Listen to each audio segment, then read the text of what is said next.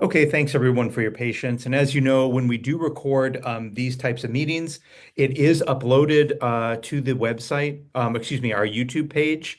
It will probably be later today. And that means that people who missed the meeting can access it.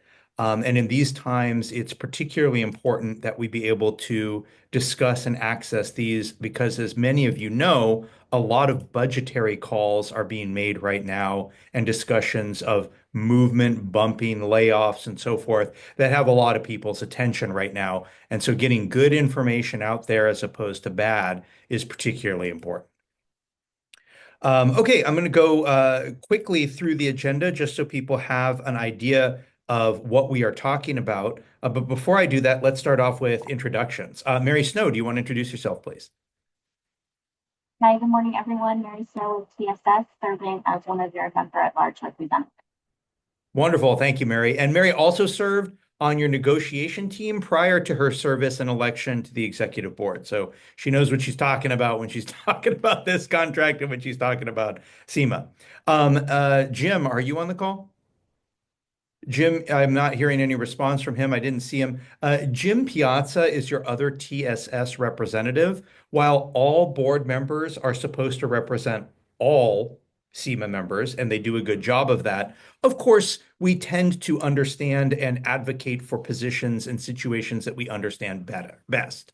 So someone from the hospital, for example, will have a better handle on hospital issues, just like somebody from SSA will have a better handle on SSA issues.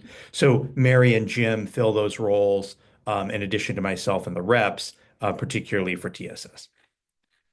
Oftentimes, Mary Beth Rogers joins us today. However, she is pressing CEMA interests in a director interview. CEMA often sits in on director interviews and makes sure that we're getting individuals in place that are advocating for us, right? That are holding CEMA positions near and dear. Because we're over 50 individuals, if I can ask for you to put your questions in chat as they come in rather than unmuting, that would be very helpful. If so, though, or if like I don't understand your question or need some clarification, I may well call upon you to unmute, and everyone has the ability to unmute yourselves. Okay, so the agenda that was sent out, we have quite a few items, so I will go briskly through them. Budget impacts to TSS and generally, so we'll have a brief overview of the budget. Enterprise architects and long-term contractors, we'll be discussing that. Enterprise architects in particular, because they are discussed, targeted rather for being eliminated. Stars and Strides run event. This is an item that we are participating in, and you'll get a little bit more details on that. County misuse of layoff language. We'll discuss how the county is incorrectly assessing layoffs, and I'll have a few examples for you. And if it happens to you, then we will correct that and or file a grievance as we did with VHB. Public development event. We have an upcoming event specifically on layoff language and its appropriate usage. Adam and I will be conducting that event, but we will likely have other reps in attendance as well conducting the training because we do have different layoff language for different contracts. This one is going to be focused on Santa Clara County. Photo policy and practice. As you may know, TSS has a new photo policy. I'll be talking about that. New surveys on excess hours and current CEMA members. I will share with you two surveys in chat so that you'll be able to take those at your leisure about both of those topics, and then let you in on a PEPRA, which is Public Employee Pension Reform Act legislation that we are currently pushing at the state capitol with some of our labor partners. And this is particularly to benefit, sorry to call you out, Mary, but particularly to benefit people like Mary Snow, who are new, when I say new to the county post 2013. The PEPRA people, right, versus classic people, it now for about a year and a half has represented a majority of our union. So a minority of our union are classic individuals. Classic individuals enjoy a much greater pension at a higher cost, but I'll get into all of that when we start talking about PEPRA. So let's start off with the thing that is probably most on people's mind, which is the budget and impacts to TSS. I have a direct message coming in Remember, folks, if you can, post your messages in chat so everyone can benefit from your question. Because then now I'll go through and I respect privacy, so I will certainly do that. But now I have to go through the step of reading it and seeing if I can share it or if it's something private. Okay, this is a good question. This individual is saying I'm not sure what a confirmed rumor is. To me, a confirmed rumor is a fact, but they're saying that there are confirmed rumors that there will be another round of layoffs, aka delayed job deletions in the fall. If there are no more job vacancies in the TSS HHS organization chart, will this fall on folks going out the door? So it's a great question, and that is accurate. When I say that is accurate, I would say that there is no indication that the budget will be getting better. So what that indicates to me is that we will be in for another round of budget cuts. Whether that translates to layoffs or not, I can't say. I think that it is likely. And I want to be clear that when I'm using the term layoff, I'm using it to encompass both position movement and also people going out the door. So it's both of those components. The position movement that we will have right now in this round of budget impacts, I do not believe anyone will be going out the door. People may choose to go out the door because they say, hey, I was making this great salary in this great position, and gosh, it looks like I'd be taking a 30% salary cut. I might as well just retire. But that's not someone being forced out. They are offered another position. So I want to make clear that that's a difference. But so thank you for the question. You've kind of preempted a little bit of the budget impact, which I'll pivot into now, which is that the budget situation, for those of you that have seen the budget, is not a rosy one. It's one where we are looking at, mm, I'll say, um, slight budget reductions this cycle with a pretty bad view. I was struggling for a better word than that, towards the future. And that makes it a little bit more challenging because we're going into more budget cuts, right? Whereas if this were a situation where we were just looking at, oh, like say, for example, at the beginning of the pandemic, the next 8 months is going to be really rocky. The next 9 months is going to be really rocky, but there's a bunch of federal funding coming. We can see a light at the end of the tunnel. That's just a very different thing than what we're talking about right now. I'm going to be posting the budget in chat so people can have a look at it. But I do want there is a more updated document. So individuals, please, if you can, look at the more updated document when you get a chance, because this one is about a week old, and there have been some changes to the budget since then. And give me one moment. I don't know if you have a capacity to do this, Mary, but if you do have access to our surveys when we get to that section, it would be very helpful. Normally, I would have a rep help me with that, but because I'm the only rep on this call, there you go. That's the recommended budget, and there have been changes that will be made to it. Okay, so generally looking at the budget outcome, all departments were asked to cut 1.5% from their ongoing budget.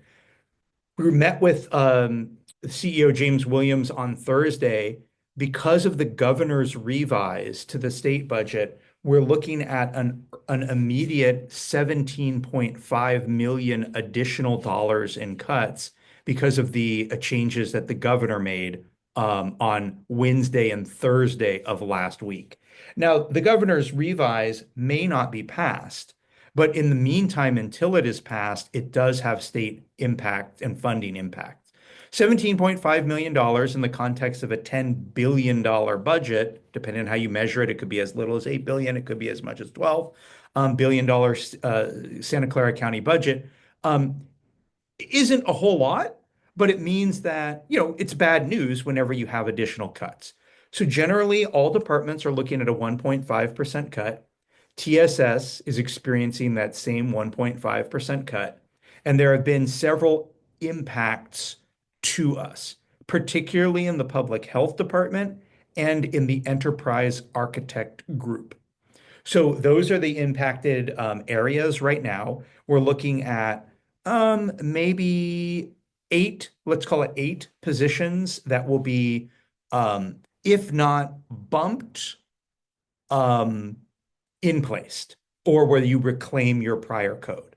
And I'll talk a little bit about what that means to reclaim, bump, um, and so on. So generally, the budget is a 1.5% contraction countywide. And this also means that any department that's not TSS is going to be impacted, which of course indirectly affects TSS, because if someone reduces their head count, then that reduces their technology need, right? So you can see that ripple on effect. Um, Patrick is pointing out pessimistic view. Are you saying my view is pessimistic, Patrick, or are you saying that you have a pessimistic view on it? Um, You were looking for a word instead of bad view. I just said oh, pessimistic. thank you, Patrick. Yes, it's looking pessimistic. I was going to say with a jaundiced eye, but I figured that might lose too many people. Gabriel is commenting, our CIO indicated that layoffs may be affecting filled positions. Has CEMA in the county discussed utilizing furloughs days like we have in the past? Gabriel, yes, we've discussed it in the sense that we've made that offer to the Board of Supervisors and to the executive, but we're nowhere near that yet. While it will be affecting filled positions, nobody will be going out the door. So you'll see that there will be a jostling of positions, but as I said, impacting only about eight people.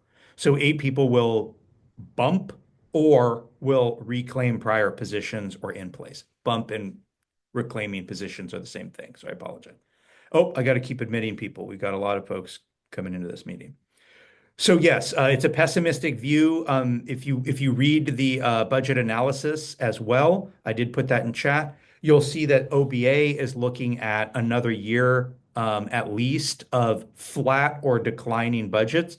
I don't want anyone to leave this meeting and think the sky is falling. We're looking at what I would characterize as modest cuts. We came off of a 4 point something percent cut last budget cycle. Now we're looking at a 1.5% cut. Where I think we will be at the end of this 1.5% cut and budget workshops is that only essential vacancies will be remaining. And so what I mean by that is vacancies where we say these are mission critical for some reason, or if we eliminate this position, we'd have to hire a contractor at twice the price or whatever it might be. So that gives us very little wiggle room when future cuts occur. So that's where we really need to start being very vigilant, and that's when Gabriel, that conversation about are furloughs appropriate? Can we look at voluntary separation incentive programs like we did at the beginning of the pandemic? Is there any possibility for an incentive or golden handshake, something like that? Is a good thing to start, but we're nowhere near that. We're not talking about that right now. Okay, anonymous person is asking a great question. Are our increases in the current contract in jeopardy? Absolutely not. So those are contractually guaranteed. Those increases will go into place regardless of what the budgetary situation is. Now, I do want to say that, as always, we will be responsive to the membership when and if we start looking at what do we do about serious layoffs when people, not now, but let's pretend in 6 months, a year, or 2 years, we start looking at a lot of layoffs with people going out the door. Then we will survey you as we did in the subprime mortgage crisis in 2010, 11, 12, where we go to you and say, hey, CEMA members, here's our menu of options. What is most appealing to you?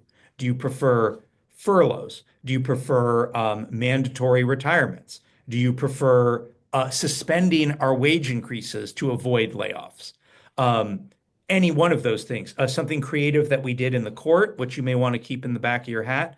Right now, the court budget is very stable, but what we did about this is about a year and a half ago, 2 years ago, was the state funding to the court was declining drastically. And we had to bridge a 6 month period of time What we did is we offered to the unit voluntary reduced work hours, not a furlough, VRWH, where you say, I'd like to work 20% up to 20%, I'd like to work 20% less, and I get 20% less money, but my benefits stay the same. And the court accepted that. And we said, look, if we meet this target, do we get layoff protection? And the court said, yes, absolutely. We negotiated that. We achieved it. We led a coalition with SEIU and the court reporters. They followed our lead, agreed to this. The biggest union over there is a group called Skippy, which is prior SEIU that got decertified. They represented about 400 people there. They refused to negotiate with the court. They said this budget thing is a big, it doesn't matter. It's a fake out by the employer. They ended up losing about 55 of their 400 codes.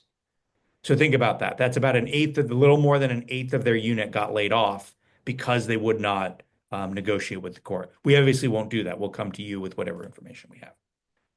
Great question, though. Thank you, everybody. Those are good questions.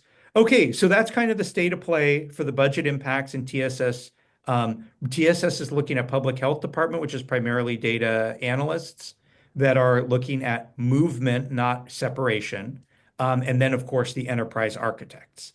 So I want to talk to you a little bit. Now, the next item is, of course, you're welcome for that answer. The next item is enterprise architects and long-term contractors. Many of you have been very helpful in identifying long-term contractors. If you have any that you want, you can put it in chat or you can just direct message me. We've made administration aware of those long-term contractors, and we're hoping to get rid of them. Not because they're not, I don't have any opinion on whether or not they're doing fabulous work or poor work. Well, what I can say is if someone is doing CEMA work and they've been doing CEMA work for 5 years, 10 years, 6 years, 3 years, they shouldn't be. That should be a full-time position and it should be a CEMA code. Pardon me a moment. I'm going to take a drink. Okay. Another area that was targeted for, in this case, deletion, but there's plenty of vacancies and positions that they can in place into, are the enterprise architects. So in that budget document that I just posted in chat, you'll see that the enterprise architects of that whole branch, I mean, it's only 5 people, but that 4 of those 5 individuals will be deleted and will be go back to their other positions.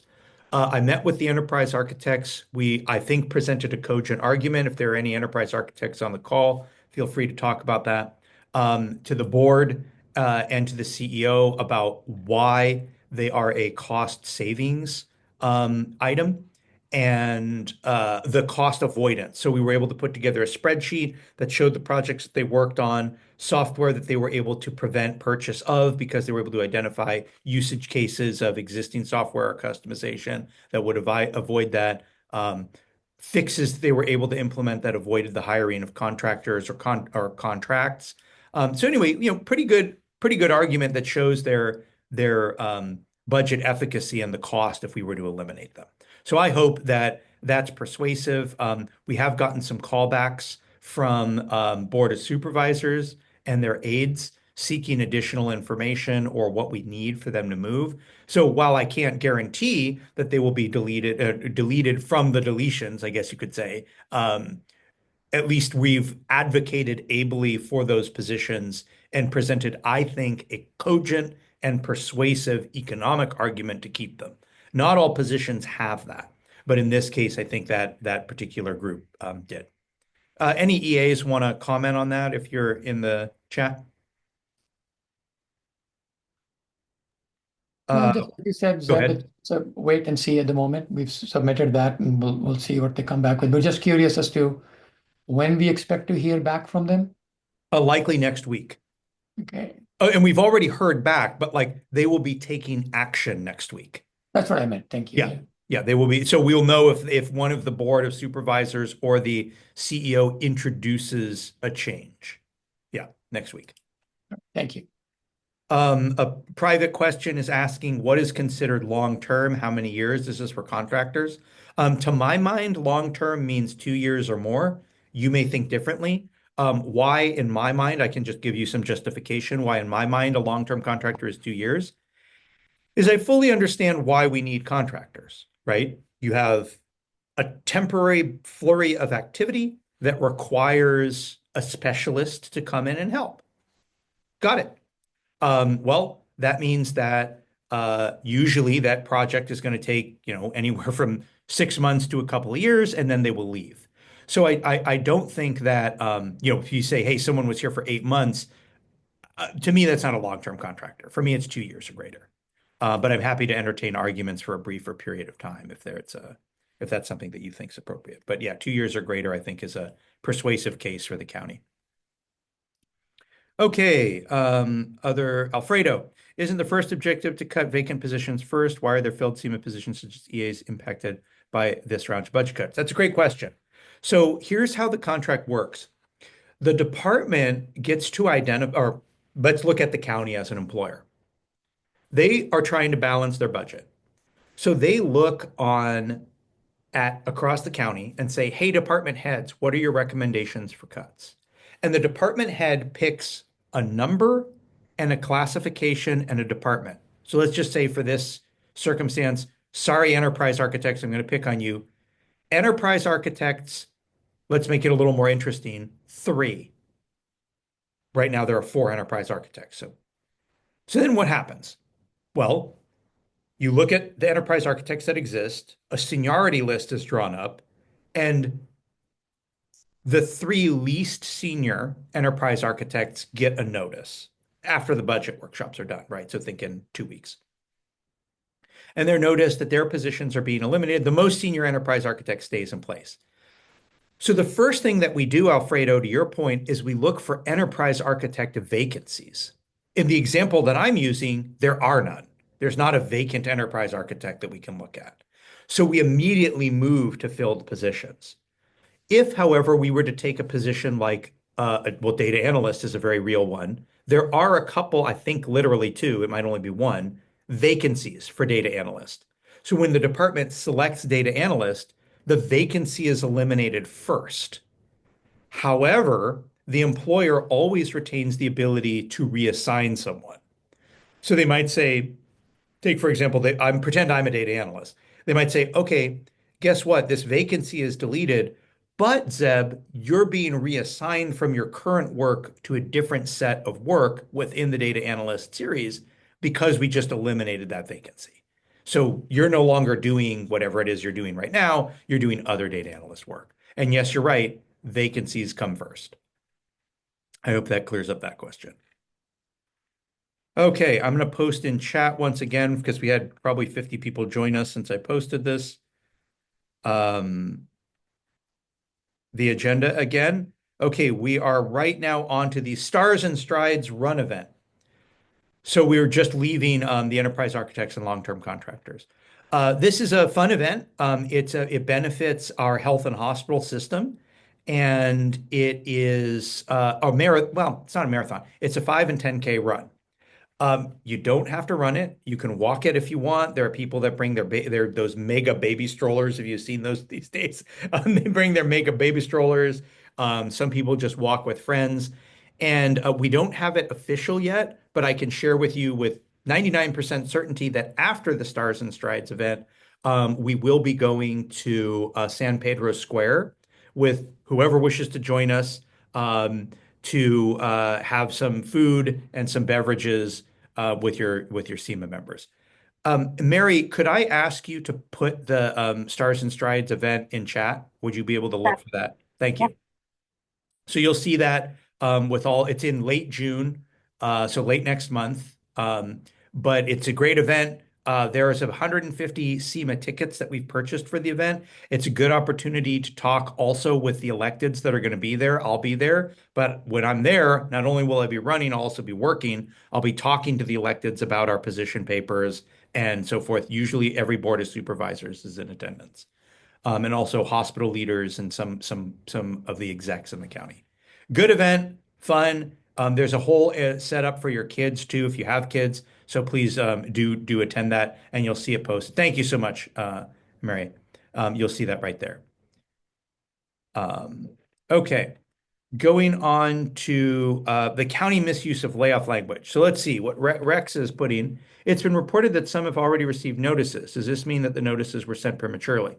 Yes, Rex. I'm glad you mentioned that. And this is where I'm going to be talking about the county misuse of layoff language. So here I'm just going to post the items that we haven't discussed yet. So one of the things, and Mary can attest to this, we wanted to renegotiate our layoff language this last cycle. The reason being that very few county employees were here the last time we had layoffs, especially in employee services agency, the ones that administers layoffs. Really, there's only two. There's Anita Asher and Mitch Bulisbach on the labor relations side. Everyone else is gone. They either retired, unfortunately, a couple passed away while they were in their chairs, or were fired, retired, whatever. So what that means is that from the union end, there's me and there's Dolores, your president, that were around at that time and understood and administered that. And from the county end, you're kind of looking at a lot of empty chairs. So the county is making a bunch of errors. We wanted to renegotiate the contract, the layoff language to make it clearer, not to weaken our rights at all, but to make it clearer.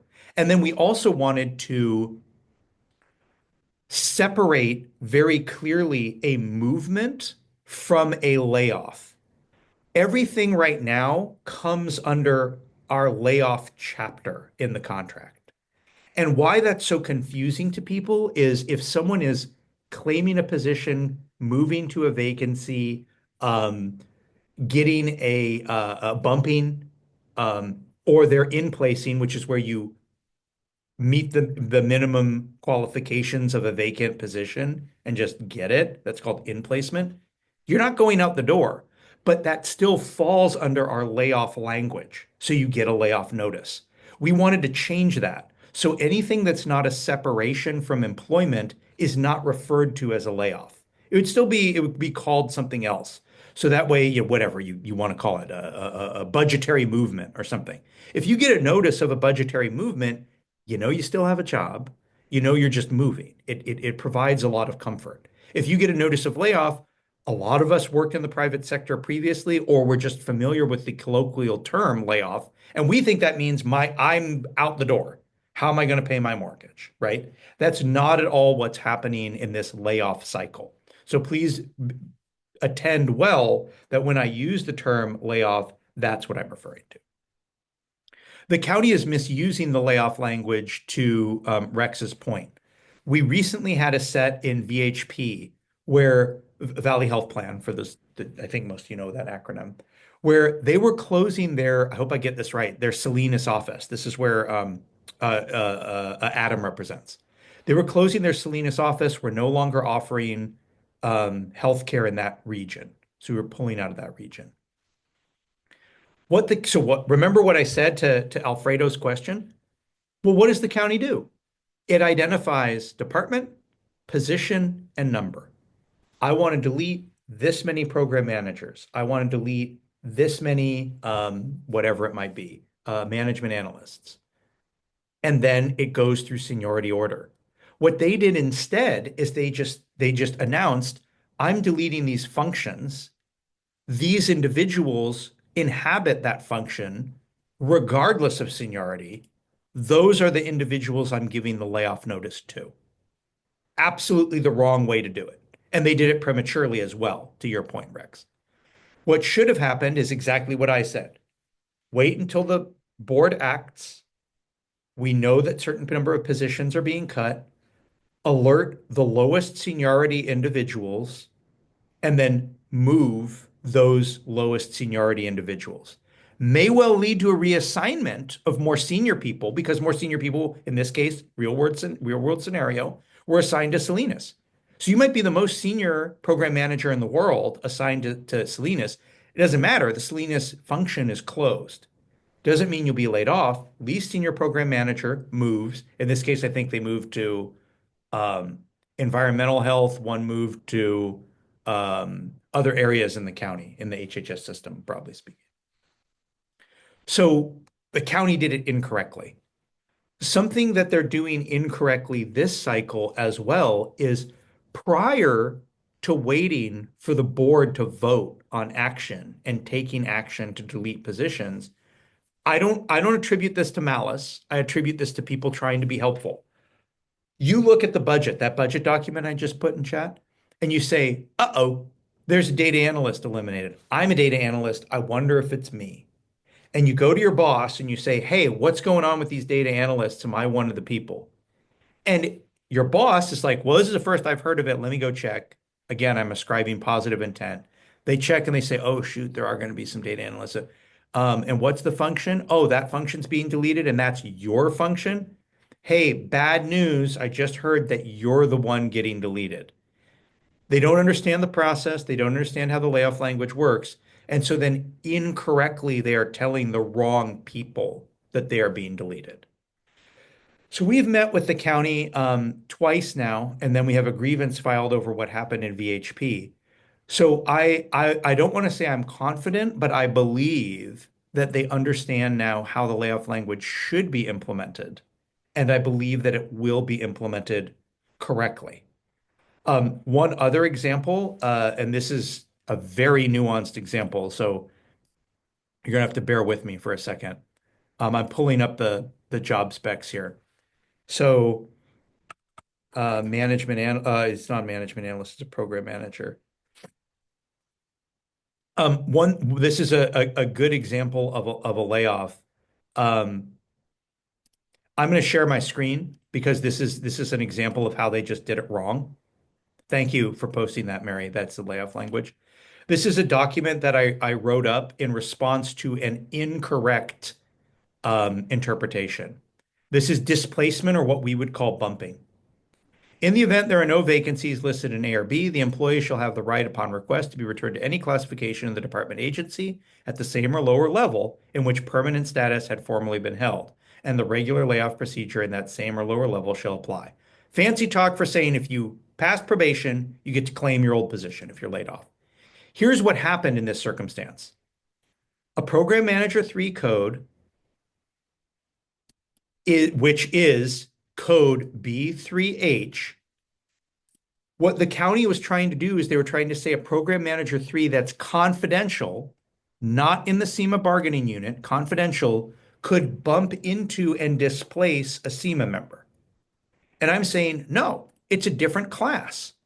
The confidential administrative code has a different class code of B3J, and that means that you can't bump into B3H. Right. And the county's argument was saying, hey, but it's the same classification. It is not the same classification. You can look it up. Here, I'll look it up right now. In B3H, that's a different code. That means that you haven't achieved status. So here's something I'm going to show you. Most of you know this already, but I'm going to share my screen again. You're probably familiar with this website, right? You just go here. It lists every single code in the county, right? And you can look at it. You can click on any one of these. It pulls up and it shows what the minimum qualifications are, typical task, whatever. But in my example, B3H, I'm pulling that up. Wait, wasn't it B3H? Was BH3? No jobs found. Okay, let's see. B3J. Sorry. Zeb, you need to go to job specs. You're in open competitive. That would help me out a lot. I really appreciate that. Okay. Now I forgot it. Was it B3J? Let's pretend that's right. Fuck. Go up to the menu. H. Go up to the menu. To I'm the just left. there. To the Yep. left. There you go. B3H was it? Yes. Thank you. Okay. Program manager. So you can see now with the program manager that this is a discrete code, right? It's up on my right or right here. And this is called the program manager, class code B3H. Everyone remember that, program manager 3. Now, if I just put it, let's just play around and put in program manager 3. Here we go. You see there's a lot of program managers. Let's put 3 in. Discrete codes for a program. Let me. I think he had probation. Program, His yeah.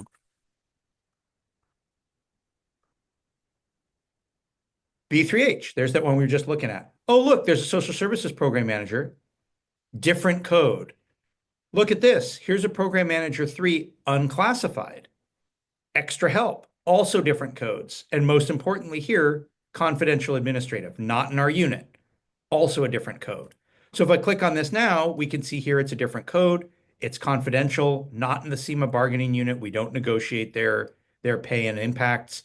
So very discrete code, not something that should be in placing or displacing into our unit. Now, they certainly can be laid off, and then they would be able to claim vacancies according to the merit system rules, not our contract, but the merit system rules. It's just a completely different process. So we want to make sure that the county is adhering to its own processes. And if you ever want to look up any of the positions internally, go to governmentjobs.com at our Santa Clara County website, and you can look up, you can see the pay, and you can see who's in your spec. Thank you for your patience with that. I clicked on the wrong button. Okay, I've got several direct messages that I will cover before I move on to the PD event. Let's see here. In the last meeting, you mentioned something about if your position is eliminated, you can move up if the position is vacant. Can you explain that again? Absolutely. So if your position is eliminated and there is nothing for you to reclaim, meaning I'm not being reassigned, right?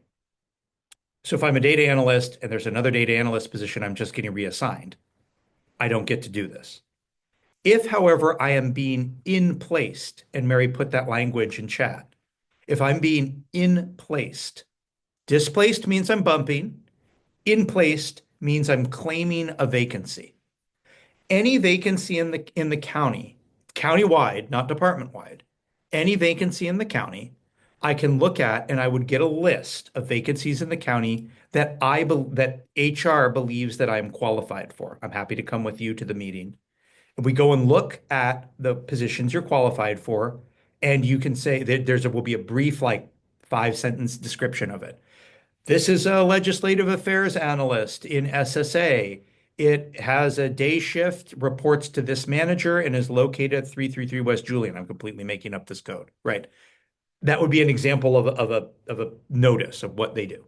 Okay, great, got it. Then you look at the other ones. You may make a selection. You'd also probably want to consider salary. You may move into a vacancy. You may in place into a vacancy that pays more than what you are earning now. There's no prohibition against that. Very occasionally that will happen. When I used to represent SEIU, this is a million years ago, I had a janitor who in placed to a office specialist supervisor, clerical supervisor. Previously, they became a janitor to get their foot in the door for the county. At their last job, they had worked administrative services in tech in the local area. They were hugely overqualified to be a janitor, but wanted to get into the county. That's an example of them going up. This person went up maybe 30, 35%. Not at all typical, but you can go up that. Bad information has been circulated by the county saying it's prohibited for you to do that. It's not true. You can go up. I hope that answers your question. Next direct message.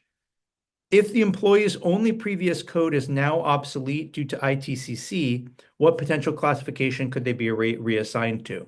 Okay, so for reassigned, I'm going to use the term, what can you claim or displace to? Because of our negotiated language on ITCC that now has made it into the contract, you can claim any position in your current series, even if you didn't hold permanency in that position. So that doesn't benefit you if you're at the very, very lowest end. Like, let's say you're an associate data analyst. That doesn't help you. But if you're a data analyst, you can displace into an associate data analyst code as though you had held permanent status in it. So I hope that answers your question. What can you do if you were, say, a MISA and MISAs don't exist anymore, right? You can displace into anything in your current code at a more junior level, whether you held it or not. So say, for example, you're a senior IT manager. Well, you could displace into an IT manager or an associate, or not, we don't call them associate. What do we call it? Supervisor, IT supervisor. Okay. Any other questions on the layoff language or some of the bad information that's been floating around out there about that the county's been doing? You should expect if you're one of the, let's say, 8, a few more than that will be reassigned. Probably 20 people will be reassigned. Meaning you stay in your current code, but you're just told, hey, you're doing different work in TSS. Any other questions or comments on the county misuse of layoff language? Nope. Okay. So let me go next to the PD event. We will have an upcoming PD event in early mid June, so mid next month, which I alluded to earlier, that myself and 1 or 2 of the other business reps will be conducting a training on the application of layoff language as well as real examples, right? So we'll have one of our cameras set up to record the whiteboard where we'll be mocking up real world scenarios with seniority and circumstances where people will be in placing and so forth. These will be fictitious people, but it will give you an example of how the layoff language works. Also on our YouTube page, which I'll post in a second, we do already have a link up there for layoff language, but it is a little bit old, and there have been a couple of changes since our old layoff language video was posted. So you can certainly take a look at it, and it's still useful, but the newest one is the one that's going to be the most helpful. And I will post. You should be able to access this in chat if that's something that you do want to take a peek at. I direct messaged the last person who direct messaged me. Apologies. Here you go. Okay. Mid-June is the event. Thank you. Adesh, mid-June. Maribel states mid-June. Andrew, are the meeting recordings available on YouTube or somewhere? They're available on YouTube. So you can see there. You could go and just look at all of our videos if you're interested in that. And not everything is recorded, right? Like, maybe 1 out of 10 site meetings gets recorded. So not everything is there. But you'll see that there's one that has like 1.3 thousand, 1,300 views. That's our old layoff language. You could tell it's old because it's me, Adam, and an old rep, Rebecca. This is back when we had 3 reps rather than 4.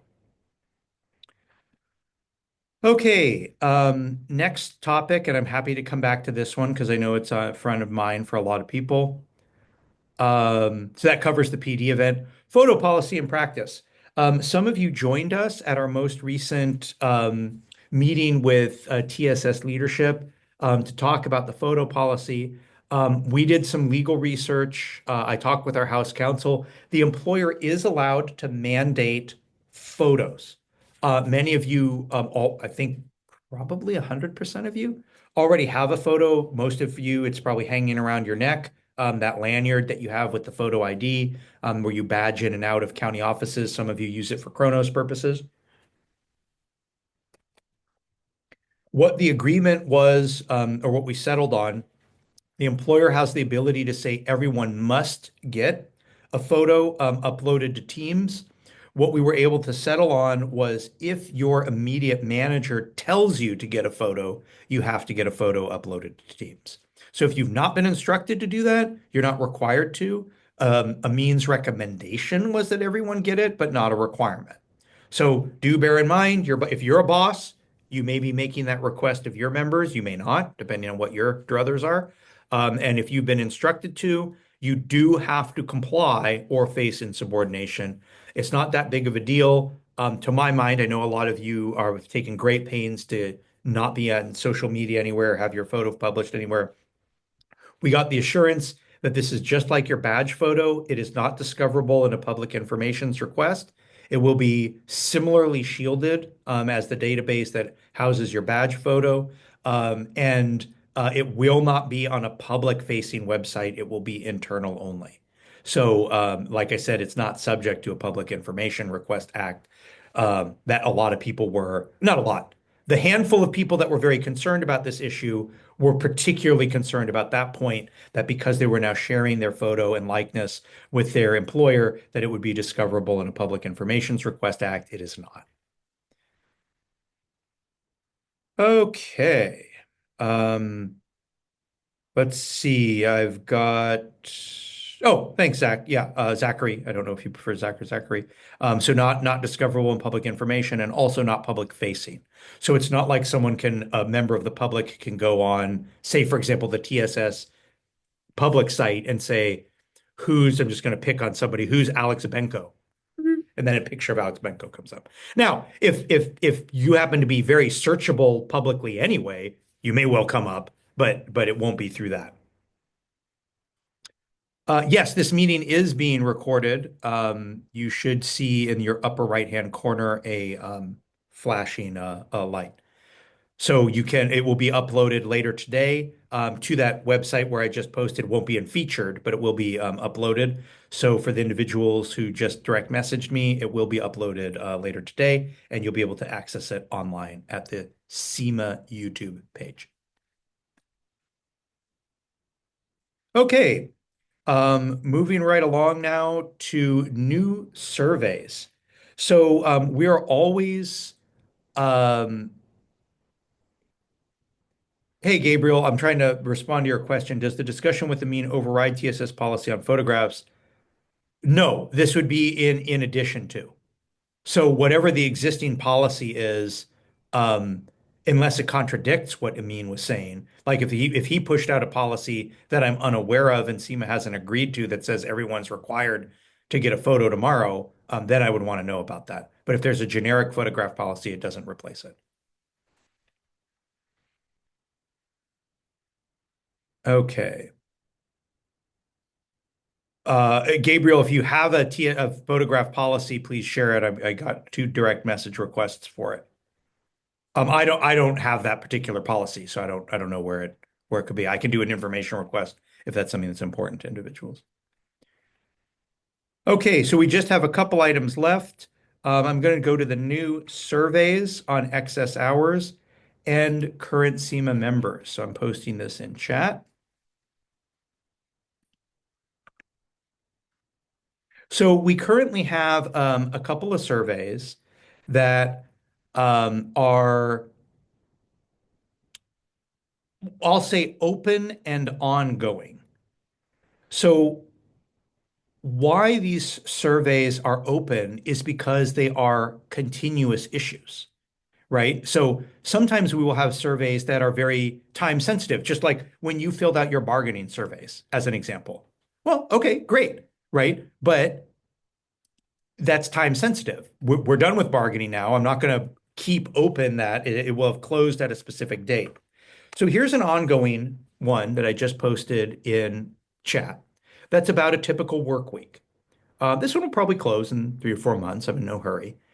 If you have a chance to fill this out, please do. And I invite anyone on this call to fill it out. Why this is important is after the subprime mortgage crisis, I realize that's 14 years ago, but a lot of you remember it. The county made a lot of cuts, but it didn't cut what our service offerings were. So we ended up making up for that with a lot of excess hours, and our members were complaining I'm working 50, 60 hours a week. That's not something we want to repeat. If we are cutting positions, we have to identify the services that we are cutting with it. And that's been our consistent message to executives and to the board of supervisors. So as they're cutting, they need to be identifying workload that they're cutting. This is a very quick survey. It should take you 2, 3 minutes to fill out, and it tells us how much you are working, how many hours in a typical week. This is a typical week. Don't pick your busiest week or your slowest week, an average week. And then there's a space at the end where you can say, if you're working excess hours, if you want your rep to meet with you and your boss, one of our early sections, I think it's section 1.5, allows you to meet with your boss to reduce your workload and shift and offload some duties if you're routinely working in excess of 40 hours. And it should be significantly in excess. It shouldn't be like I'm routinely working 41 hours. How do I cut my job in half? It has to be something a little bit significant there. I'm going to share one other survey as well, which is a generic survey asking how are we doing. So I'm going to copy this now. I want to make sure I'm looking at the right app. Give me just one moment. Yep. Okay, this is the right one. This is for current members. We've recently done surveys for incoming, current, and outgoing or retiring members. So this is our attempt to and I am glad that every single one of you are here, but this is a kind of a how are we doing survey. So please, either one of those, take a chance. This one's a little bit longer. It'll probably take you 3 or 4 minutes rather than 1 or 2. But I do want to make sure that I get these in front of you, and they will be in future CEMA voices as well. All of you are welcome to take both of these surveys. And it's an ongoing effort to, one, serve you, and to improve our offerings. Direct message. What is CEMA's stance on federated departments? Because TSS chargebacks are expensive, and at the time they want things faster, we are seeing more departments having their own technical folks, thus TSS positions are being threatened. How is this being addressed? So federated departments are treated as one. So what I mean by that, right now I don't have a position on federated departments. Well, I do, but my position is that we should all be treated as one. So what that means, and that's what our contract language says, let's say we're deleting, go back to data analyst, which I apologize to data analysts for. We're deleting 5 data analysts. You would look at all federated department data analysts as well. So, right, historically, the sheriff, assessor, all the electeds, DA, those are going to be federated departments. You just look at the least senior person and it's treated as though those federated departments are part of TSS.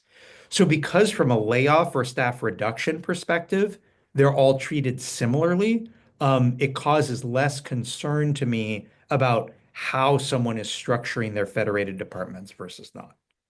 So I hope that addresses that question that came in. Direct message. Talking about the photo policy does not contradict what Amin said. Below is the policy. I want to share it before put it out for everyone. Okay. I'll download your policy. I don't know if I've looked at this one before. So thank you for that. And I will look at it.